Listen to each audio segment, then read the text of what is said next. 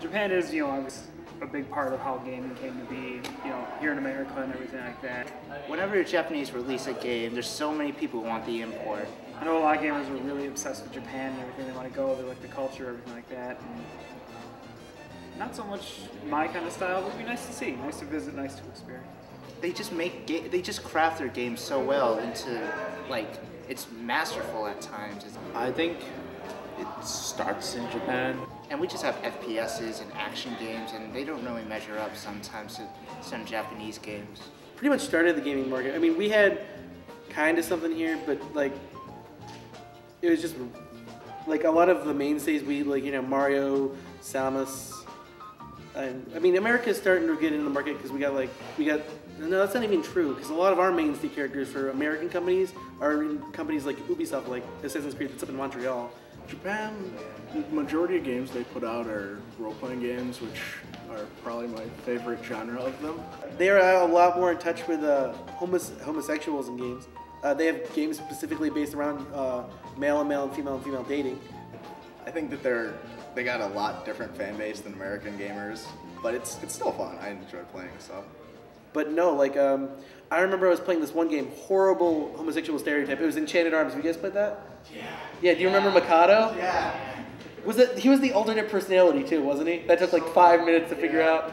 No, there was this you had two best friends, and one was the smartest kid in school, and you weren't, and the other was Mikado, who was in love with the smartest kid in school, and he was just this very flamboyant character. And I'm like, wow, they just out and out did that, didn't they?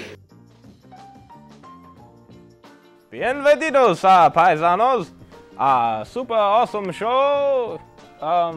You're trying too hard. Yeah, I know. I'm trying to do a foreign lead-in because tonight we have a very special treat for all of you. We're doing our Japan gaming segment, so welcome. With me, as always, is my beautiful assistant, Rob. How you doing? If you'd like to introduce yourself, madam. Well, I'm Jen, and I'm also from the video game theory class, and also part of Team Awesome Sauce. Usually not in front of the camera, though. So, And why are you here with us today? Because I went to Japan, and it was amazing. Yeah, so I have firsthand information about this wonderful country. Yeah, actually. So we're really happy that you're on set with us instead of working the cameras or whatever you do with the magic back there. So Japan and gaming. You've seen the interviews, and you did them. So what I'm hearing from everybody is that Japan is the video game center of the world, that it starts there and just sort of trickles down, and that they have better story, better graphics, better technology there, and that there are half-human cyborgs running around that have video games directly implanted into their skull. Well, not the last part, but the other stuff is generally true. What they do is they spend a whole lot of money to actually make all of their video games way better. What they do is they spend more time in production, they spend more money on production, and they spend more money getting professional voice actors to do all the voice acting.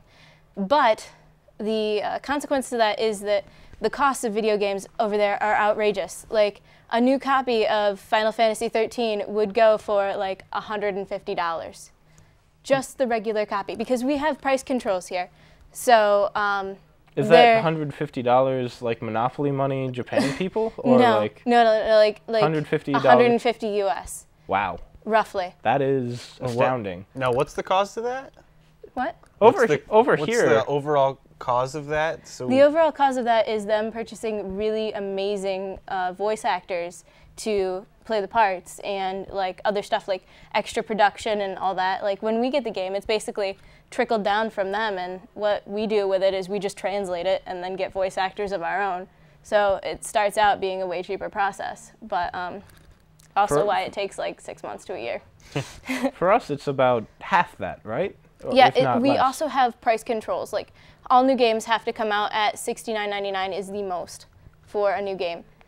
Usually they come out at $59.99, and collector's editions vary. So it's usually just like we make sure to regulate our production costs. So there's more of a budget and less of a free-for-all, let's throw money at this. Right. I definitely have had friends who will spend a couple $100s to get the 3-disc set of some game or other. Yeah. And that seemed like a lot to me, but Yeah, it seemed a lot to me too until I went over there, and yeah, it was rough.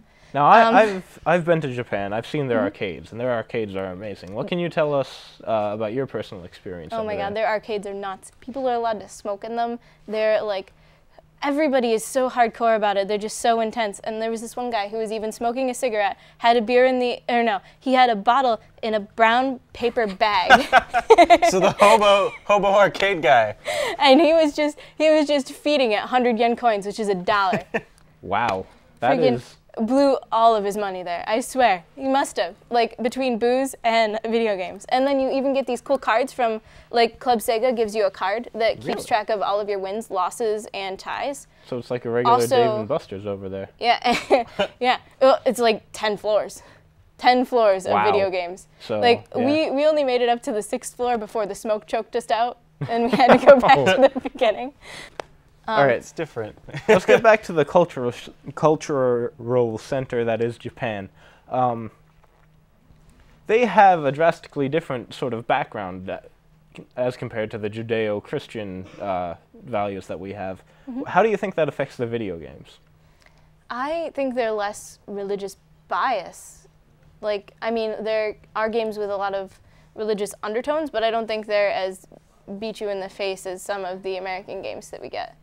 Well, like, do you remember the Bible game for like N60 or not for NES? Actually, yeah, I do. I wanted to play that for a while. And but like they made it for the. they remade a new one for the PC like a Really? couple years back. It was terrible. The big joke in our GameStop was to see who could sell the Bible game. Oh. And you go on as Noah trying to get animals to jump on the ark? Well, actually, it it's a was weird. series of Bible stories that you Yeah. play through. Like, I think one level is the temptation on the mound with like Jesus, and you have to like battle against Satan, for against temptation of like ruling all of mankind and stuff like that. Also, Different. speaking of newer religious games, we just have Dante's Inferno that just came out not long ago. Yeah. And that is That's a trip. kind of disgusting, actually, in parts. We'll talk about that more during the ESRB section. Yes, we definitely will. Because it is quite out there. Just a caveat to that, actually, Japan doesn't have as many Judeo-Christian undertones, but I know all the Final Fantasy I've played all have sort of a kami Shinto undertone to them, which I think is the main difference between our games and their games, because they all have sort of a spiritual aspect, whereas we have a very rigorous Christian or monotheist aspect. Well, yeah, with all the calling of the aeons or whatever you'd like to call them in whatever game you're playing. Right. Yeah. On another note, actually, I have candy for all of you to try. Oh, well, that's fantastic. Both of you. Not all of you. Well, We're going to throw it through. Until Wonka Vision is invented, you guys aren't getting any of this. I think that's it for our Japan show. For Team Awesome Sauce, I'm Nate Earl. I'm Jen. I'm Robert Stobie. Anybody have final thoughts or? Used games in Japan are pretty cheap. Yeah. Pick this one up for $9.99. It's terrible, actually. It's kind of like Tetris, but you play with puppies, and instead of like making a row, you put all the different colored puppies together, and then proceed to either turn them into dog food or let them go into a house. The dog food is then eaten by the other puppies. That's horrifying. It's terrible. But it's so cute because there's like there's a Labrador Retriever with like a messenger bag and a hat, and there's a Dalmatian with a monocle. I really don't, and then there's like the Chihuahua is like dressed up like a princess. Like it's a really ridiculous game. It really sounds it. Yep. Anyway, that's all for Team Awesome Sauce, right? All right. Aloha, everybody. Peace. Have fun.